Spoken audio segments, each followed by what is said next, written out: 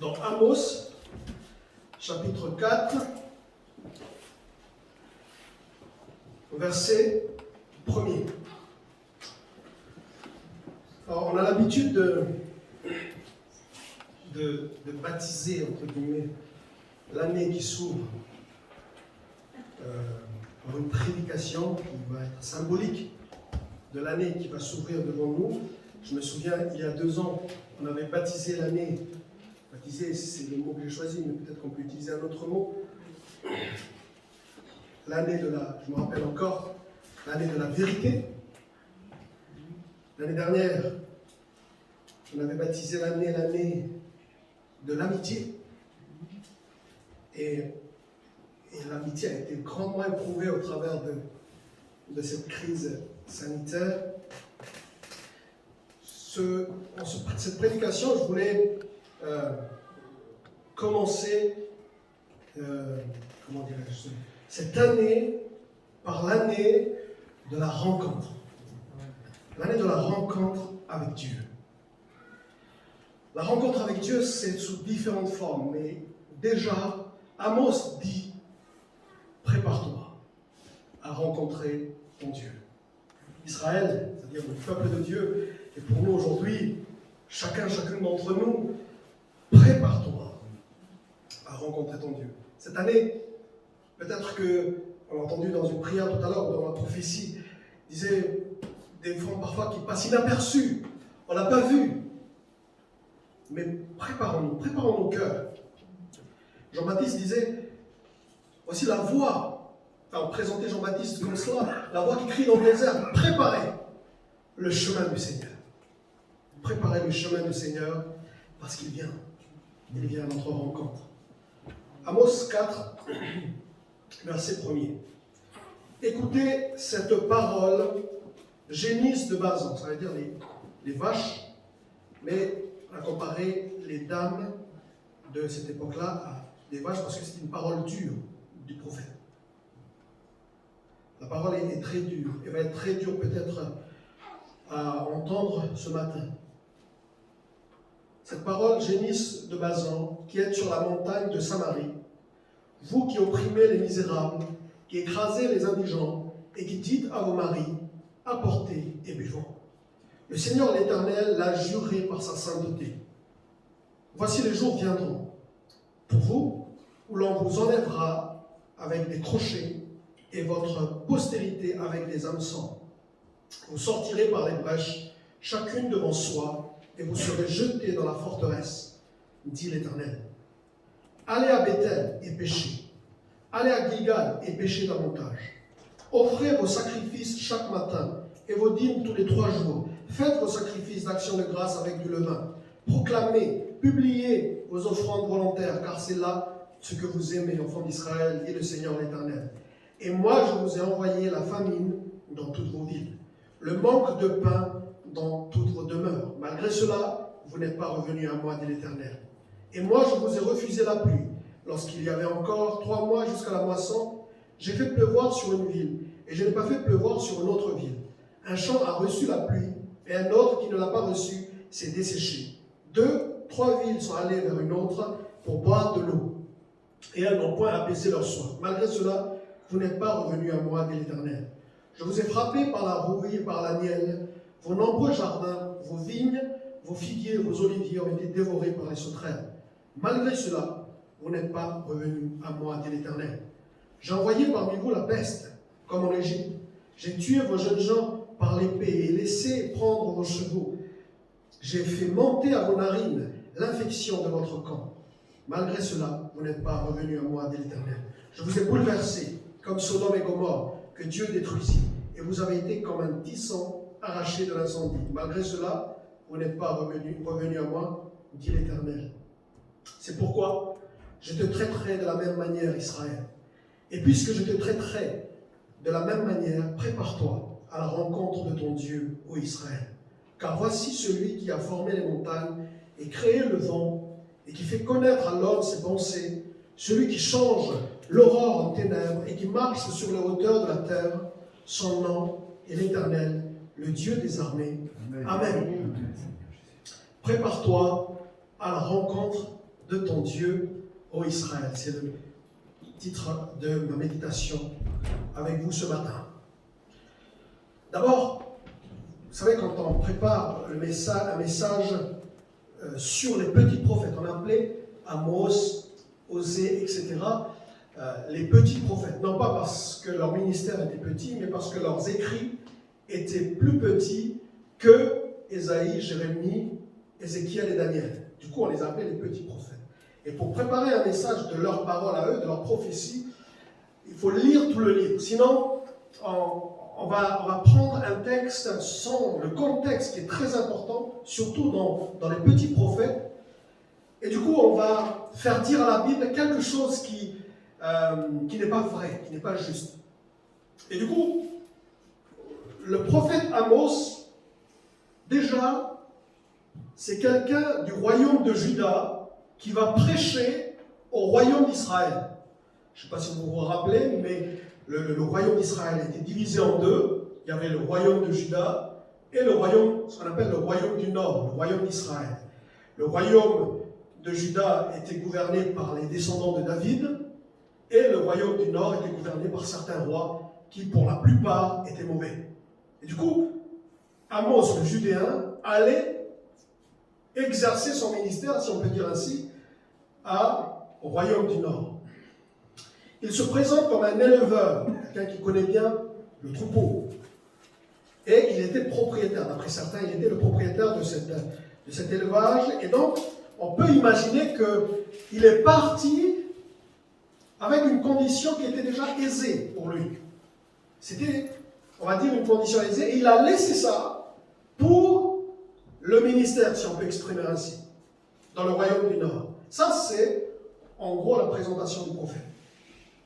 Maintenant, dans quel contexte il a exercé le ministère? Et là, j'ai redécouvert des choses dans ce livre. Contrairement à certaines périodes d'Israël, là, la période que le prophète Amos va prêcher, c'était une période calme, stable, et prospère pour Israël. Pourtant, c'était un roi mauvais qui gouvernait à l'époque, Jéroboam II. Jéroboam II, vous lirez dans 2 rois, eh bien, le roi Jéroboam II a profité quelque part d'un affaiblissement de la Syrie, voisin à l'époque, ennemi d'Israël, et Syrie s'est affaiblie à cause de l'empire d'Assyrie. Juste pour faire un petit peu d'histoire, l'empire d'Assyrie est venu affaiblir Syrie, et du coup, Israël en a profité. Et Israël en a profité pour bâtir un empire économique très prospère. Essor économique, échanges commerciaux, etc., etc. Même, on avait accumulé des propriétés foncières, c'est-à-dire qu'ils avaient gagné des terrains. Cela dit, cette prospérité ne bénéficiait qu'à une partie de la population. Une classe dirigeante qui va accroître ses richesses, accumuler des propriétés, multiplier même des banquets bien arrosés, en clamant même que Dieu était avec eux, dans Amos 5, verset 14. Mais un fossé se crée entre une classe dirigeante, même spirituelle, c'est-à-dire religieuse. Parce qu'à l'époque, la classe dirigeante, c'était la classe religieuse. Sauf que, étant devenu prospère, eh bien, un fossé va se créer entre la classe dirigeante et, on va dire, le petit peuple. Et ça, Amos va le dénoncer. Cette crise sociale politico-religieuse. Le gros de la population est laissé pour compte. Il ne bénéficie pas de la prospérité financière. Bien au contraire. Parfois, il se retrouve que les grands, cette classe dirigeante, pardonnez-moi l'expression, ces nantis, vont abuser de leur pouvoir envers le petit peuple, contre le petit peuple. Oppression, extorsion de biens. Parfois, ce petit peuple se retrouve à l'esclavage. Alors que c'était interdit par la loi de Moïse de rendre esclave l'un de ses frères. La vie religieuse se dégrade. Les villes comme Bethel, Dan, Gilgal, Beersheba, c'était des villes où on offrait des sacrifices aux idoles. Il y avait le culte pour l'Éternel. Mais il y avait un mélange. Il y avait le mélange entre le culte pour l'Éternel et le culte pour les idoles. Il y avait tellement ce mélange-là que le culte pour l'Éternel, et Amos dénonce ça, n'était que formalité religieuse ou rituel hypocrite. En gros, c'est comme si cette classe dirigeante disait on va un petit peu aussi offrir à Dieu quelque chose, un petit culte comme ça, il va être content envers nous, et en plus il est avec nous parce qu'il y a la prospérité avec nous. Du coup, on va lui offrir un culte aussi. Le prophète va dénoncer ça. Des actes religieux, certes, mais c'est nanti, cette classe dirigeante, il semble qu'Amos veut dénoncer une sorte de... Il voulait acheter Dieu par des cultes. Il voulait acheter Dieu par un culte très religieux, mais que Dieu n'approuve pas. Mais ce qui a attiré mon attention dans ce passage, dans Amos 4, Dieu va interpeller le peuple par des épreuves. Dans la peste, la maladie, il va interpeller même par des bouleversements semblables au bouleversement de Sodome et Gomorrhe. C'est-à-dire qu'Israël en était réduit à être comme une ville telle Sodome. C'est grave. Et ce qui a marqué mon attention, c'est surtout que Dieu n'était pas en train d'interpeller le monde. Dieu interpellait son peuple. Dieu interpellait son propre peuple. Et d'ailleurs, à la fin du ministère d'Amos, c'est là que l'Assyrie est venue déporter Israël. On a l'impression qu'ils n'ont pas écouté. Parce que c'est juste à la fin du ministère d'Amos qu'Israël a été déporté par les Assyriens. Alors quel est l'enseignement pour nous ce matin? Le sérieux, c'est mon premier point, le sérieux des prophéties. Surtout quand Dieu dit, Amos 4, verset 2, le Seigneur l'Éternel l'a juré par sa sainteté. En gros, il met sa sainteté à l'épreuve. En gros, ce qu'il est en train de dire, Dieu, c'est que si ma parole ne s'accomplit pas, c'est que je ne suis pas saint. Si ma parole ne s'accomplit pas, c'est que je ne suis pas le Dieu saint. Mais il le jure par sa sainteté. Il met sa sainteté à l'épreuve. Et ça, on peut réapprendre, frères et sœurs, le sérieux de la parole de Dieu. Il faut qu'elle occupe une très grande place dans notre vie parce que Dieu a mis à l'épreuve sa sainteté. Il faut qu'on prenne en considération cela. Et regardez comment Dieu s'adresse à son peuple. C'est Dieu qui parle. Allez à Bethel et péchez. Commettez des péchés. Ça m'a frappé, ça. Allez à Gilgal, péchez davantage. Je crois que c'est très rare que Dieu s'adresse comme ça à son peuple. Des sacrifices de pain avec du levain, continuez. Alors c'était interdit. Il arrivait que le peuple offrait des sacrifices avec du pain, c'était des offrandes pour les sacrificateurs, mais il fallait que ces pains-là n'aient pas de levain. Mais Dieu a remarqué qu'il y avait du levain, comme une certaine négligence. Mais Dieu dit, continuez. En fait, et c'est pas pour rien qu'à la fin du ministère d'Amos, c'est là qu'Israël a été déporté. Cette idolâtrie du peuple annonçait un point de non-retour. Les prophéties d'Amos sonnaient comme si Israël avait atteint un point de non-retour. C'est pour ça que Dieu dit, péchez. Péchez davantage. Et voici ce que le prophète ajoute, et voici ce que j'ai envie de développer avec vous ce matin. Amos 4, verset 5.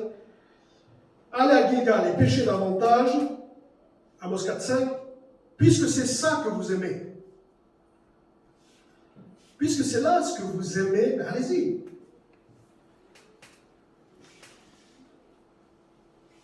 Et en fouillant un petit peu même dans les autres chapitres, Bethel, Gilgal, etc., ils n'étaient pas seulement en train d'offrir des sacrifices aux idoles.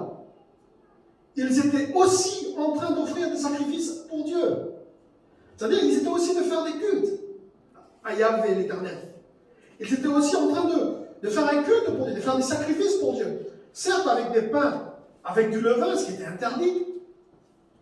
Mais pour eux, ils faisaient un culte pour Dieu. Et ils aiment ça. Voici ce que j'ai noté, frères et sœurs.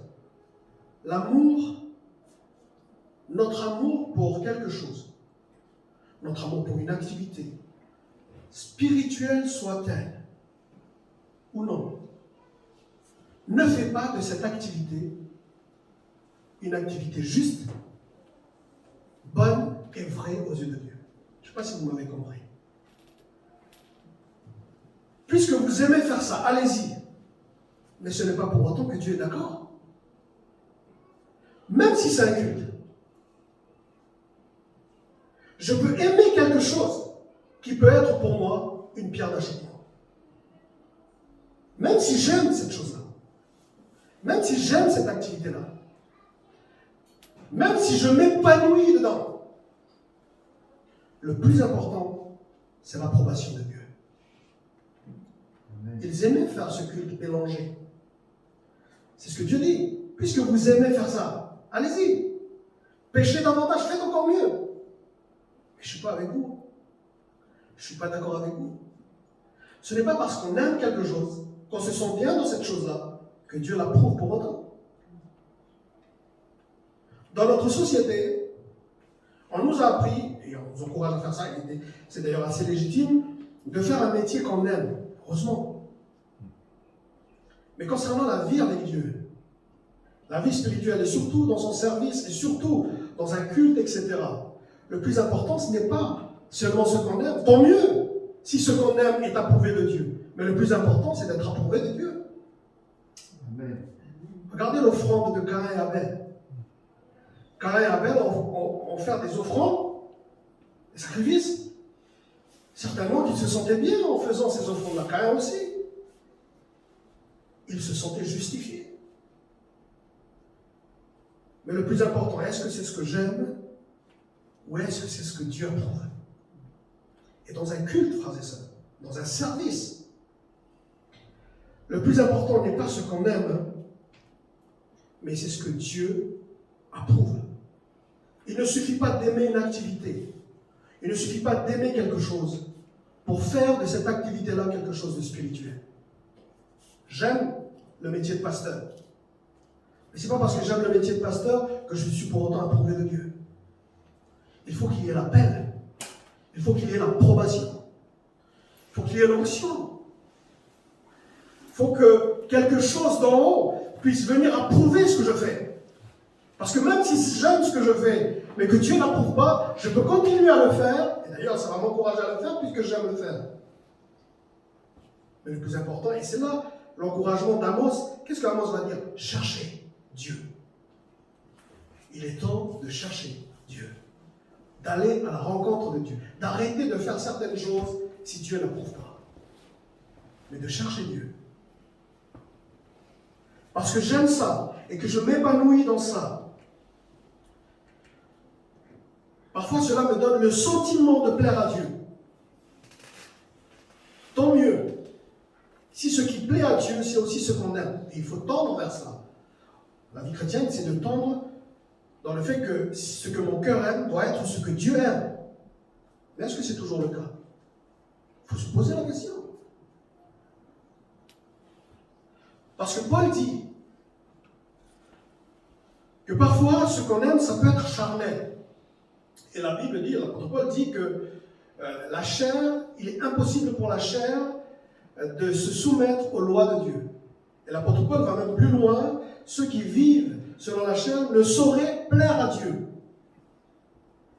Ce qu'on aime, frères et sœurs, ça peut être un amour charnel aussi.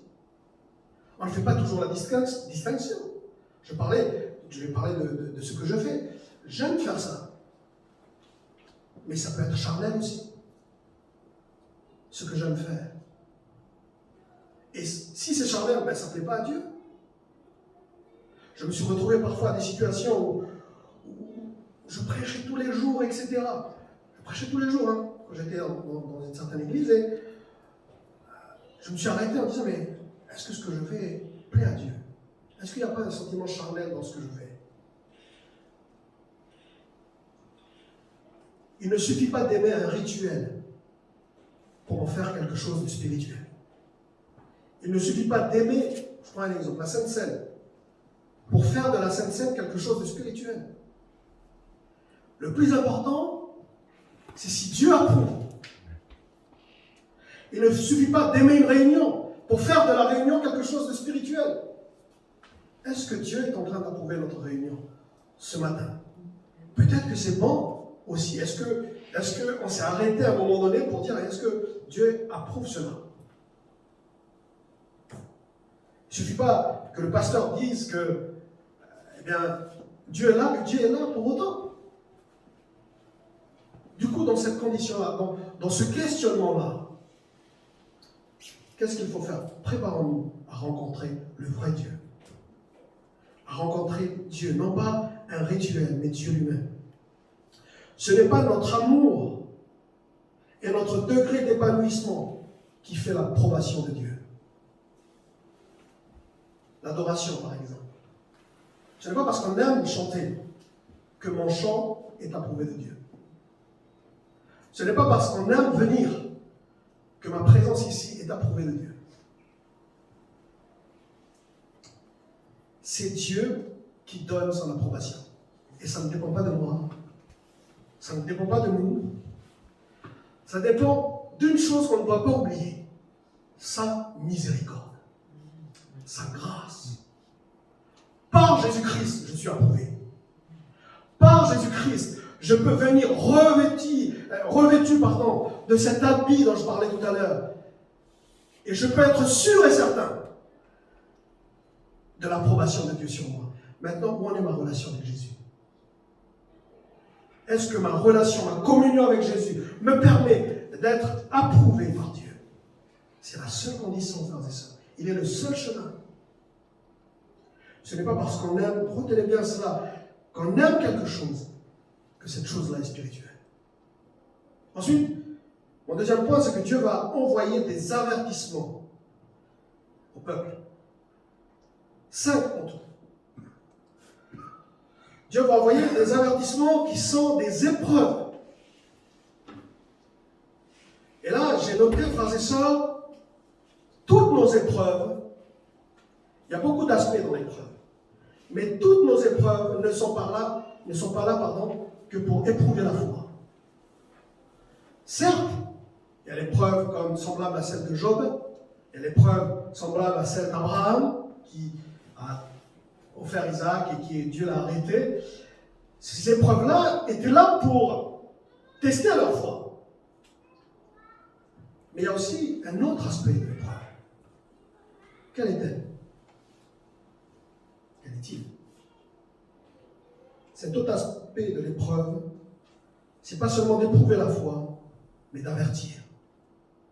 Dieu lance des épreuves, pas seulement pour éprouver la foi, mais pour avertir son peuple. Des avertissements. C'est ce que dit Amos. Amos 4, 6, la famine. Amos 4, 7, la sécheresse.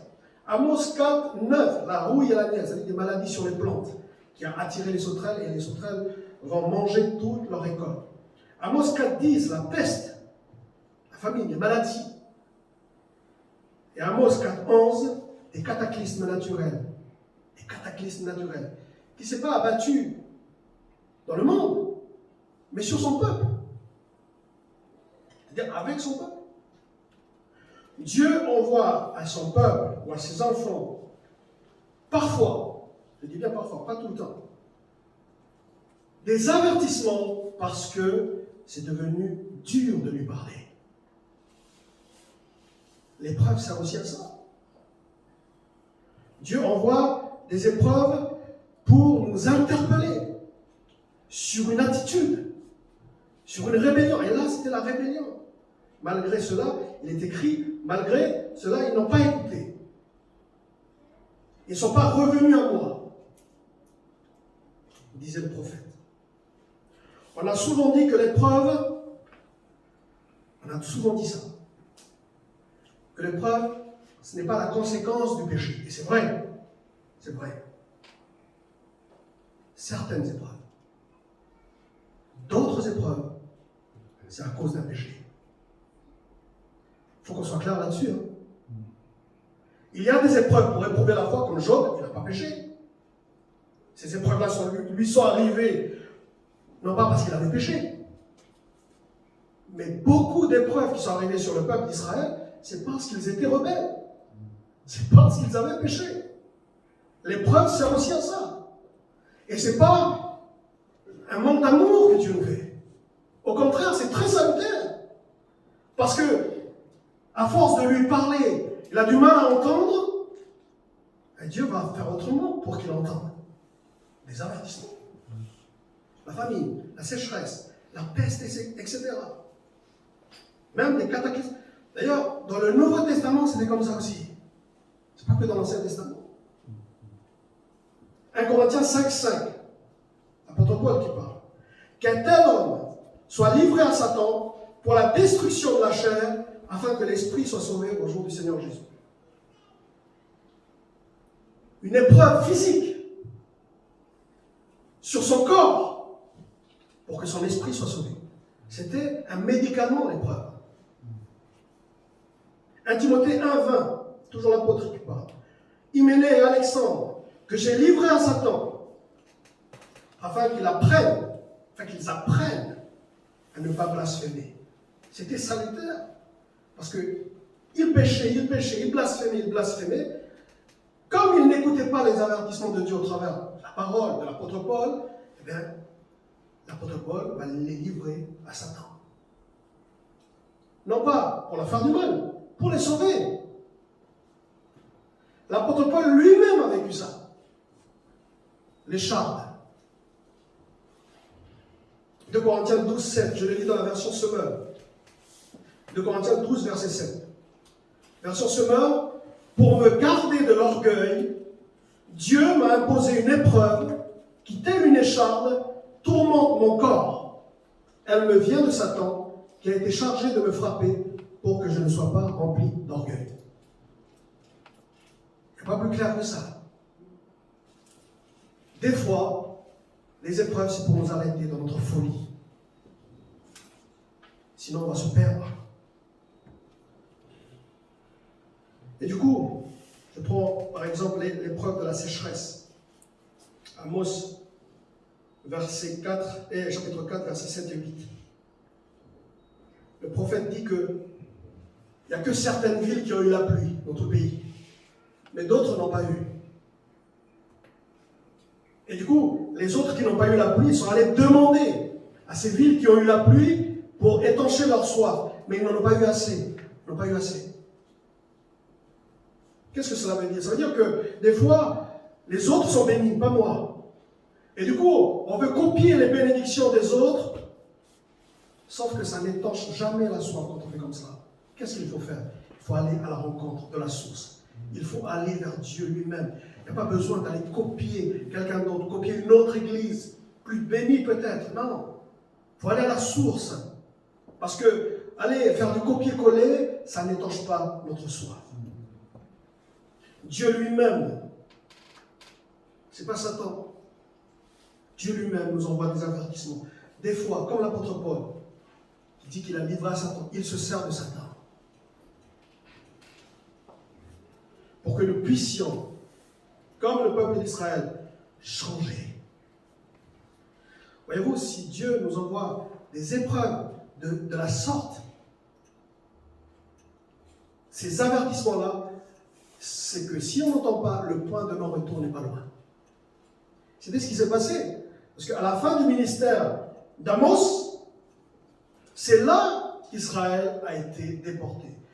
Et si on fait un petit peu l'étude du peuple d'Israël, on ne va plus parler d'Israël. On va parler du peuple de Juda.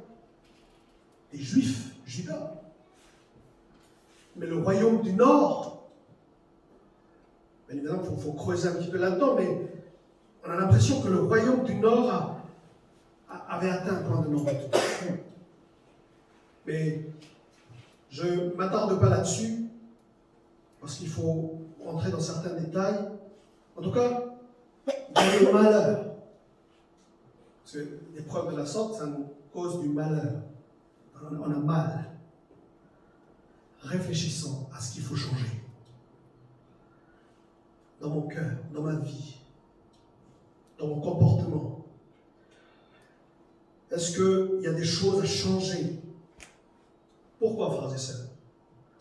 Parce que Dieu va bientôt arriver à la rencontre de ton Dieu. Prépare-toi à la rencontre. Quand il y a des épreuves comme ça qui m'attaquent, qui m'atteignent, certes, c'est pour éprouver ma foi, mais des fois, c'est pour m'avertir. Il y a des choses à changer. Il y a des choses à changer dans mon cœur, dans mes pensées. Et de peur d'atteindre un point de non-retour. C'est pourquoi Israël, tu vas voir comment je te traite. Verset français courant, Amos 4:12. Tiens-toi donc prêt à comparaître devant moi, ton Dieu.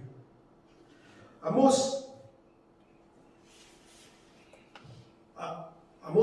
c'est Dieu qui parle au travers de la bouche d'Amos. Il dit, continue à faire les choses que tu aimes.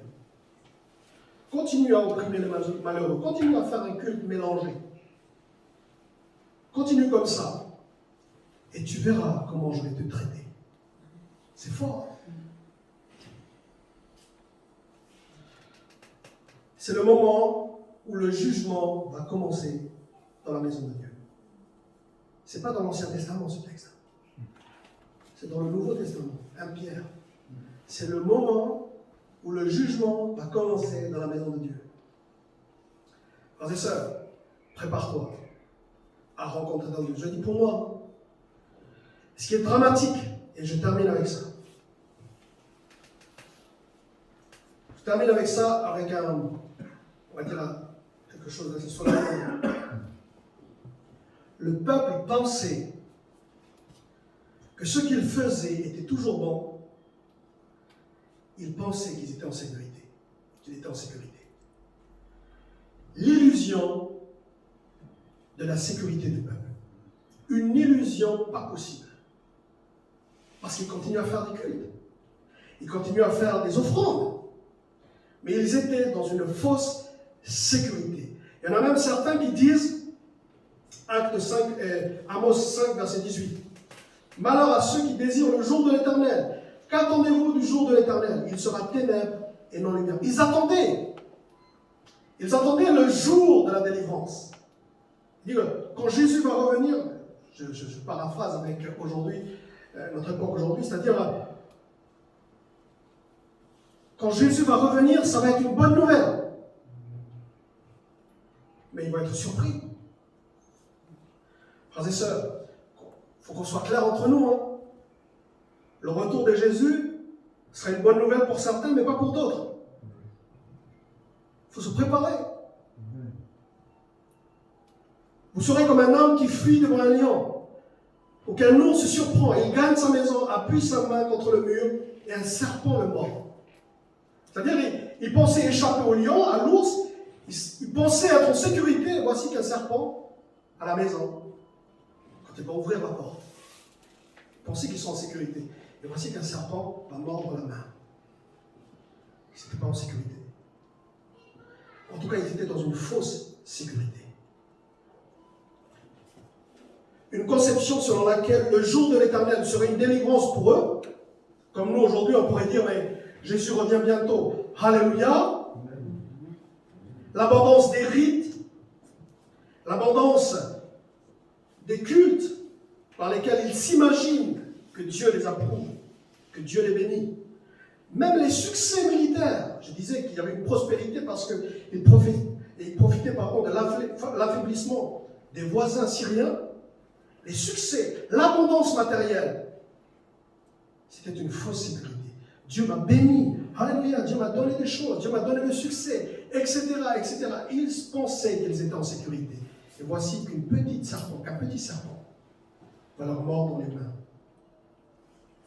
Faisons attention à la fausse sécurité, à la fausse foi. Leur foi se repose sur une éducation religieuse. Leur foi se repose sur leur bon comportement.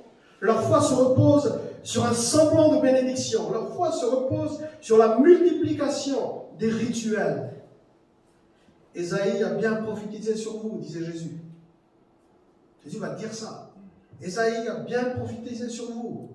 Ce peuple m'honore des lèvres, mais son cœur est éloigné de moi.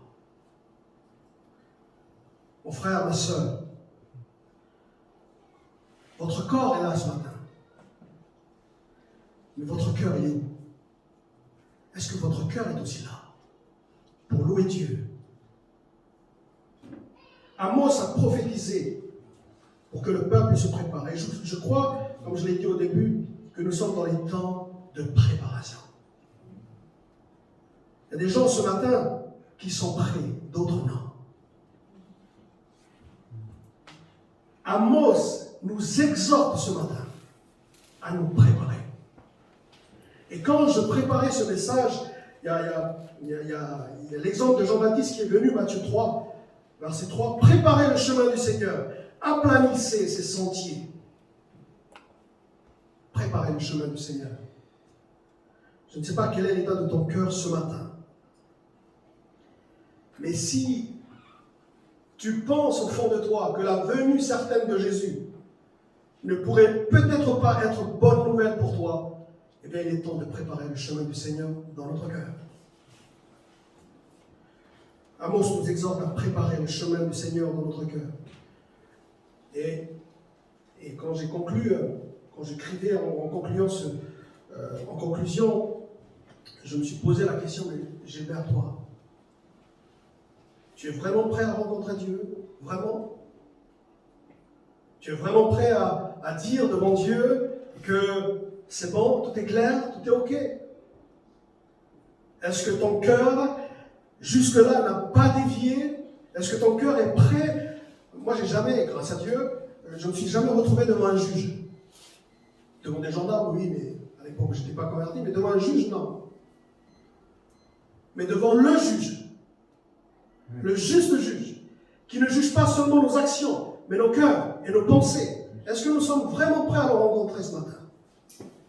Est-ce que si Jésus vient ce matin, est-ce que nous sommes prêts à rencontrer Dieu? Eh bien, je vous avoue, je n'étais pas prêt. Hier, je n'étais pas prêt. Mais quand je suis rentré ce matin, quand j'ai pensé à ce texte que j'ai lu, de ce vêtement que Dieu m'a habillé, alors je peux dire, moi je ne suis pas prêt, mais par Jésus-Christ, je peux me tenir devant le Dieu Tout-Puissant. Par Jésus-Christ, par le vêtement qu'il m'a donné, je peux me retrouver devant Dieu. Parce que ce n'est pas moi qui va plaider, c'est Jésus. Alléluia. Et voilà pourquoi, frères et sœurs, nous devons l'élever. Nous devons l'élever dans notre cœur. Nous devons préparer le chemin du Seigneur dans notre cœur, qu'il règne encore plus. Parce que c'est seulement par lui qu'on peut se tenir devant Dieu. Amen. On va prier ensemble que Jésus puisse régner encore plus cette année dans notre cœur. Alléluia. Père, nous savons donc que c'est seulement par toi, c'est seulement par Jésus-Christ que nous pouvons nous tenir devant le tribunal céleste. Oh oui, Seigneur, mes efforts, mes performances, Seigneur, spirituelles, religieuses, ne pourront pas me faire tenir debout devant ta sainteté, devant ta justice. Mais Seigneur, seulement ta grâce. Jésus est mort pour moi et Jésus est ressuscité pour me justifier, pour me laver. Par son sang, il m'a lavé de tous les péchés. Oui, je peux dire que je suis prêt à te rencontrer, mon Dieu, par Jésus-Christ. Alléluia. Béni soit ton nom, béni soit ton Seigneur Jésus. Amen. Alléluia, gloire à Dieu. Amen, frères et sœurs, que le nom du Seigneur soit béni.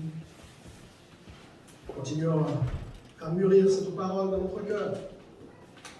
Et préparons-nous nos cœurs. Préparons-nous à rencontrer Dieu. Le Seigneur est à la porte. Et je suis sûr que cette semaine, il va encore nous parler.